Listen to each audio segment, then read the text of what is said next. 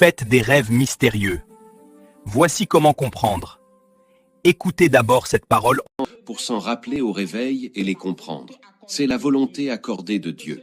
C'est le péché de Ève avec le serpent qui a produit cela. La volonté parfaite, c'est Dieu parlant à l'homme sans énigmes et symboles. Et il y a plusieurs raisons aux songes flous ou qui disparaissent au réveil. Il est vrai que cela vient du péché originel, mais c'est surtout à cause de notre manque de disposition et de consécration. Et à cela, il faut ajouter les divinations de nos parents à travers les millénaires jusqu'à nous. Et maintenant, il y a l'Internet et l'effet des écrans de téléphone, d'ordinateur et de télévision.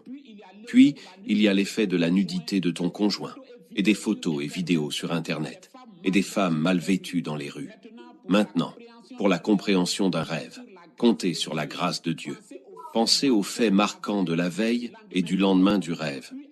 Puis, à ce qui était fortement dans votre pensée la veille. Et ensuite, aux faits marquants de votre vie et à l'époque du rêve. L'interprétation des songes et visions est une chose difficile.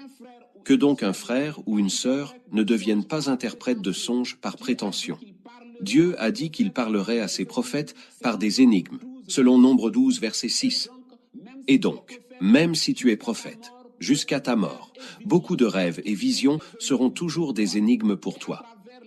Et à travers les millénaires, beaucoup de vrais prophètes, ayant mal compris les énigmes, ont donné de fausses prophéties et ont été pris pour de faux prophètes. Or, c'est comme un interprète qu'il s'est trompé. Cela ne fait donc pas de lui un faux prophète. Et chaque jour, ce sont des milliers de personnes qui donnent de fausses interprétations à leurs songes et visions. Lisez Kakou, chapitre 155 et 156, sur les songes et visions.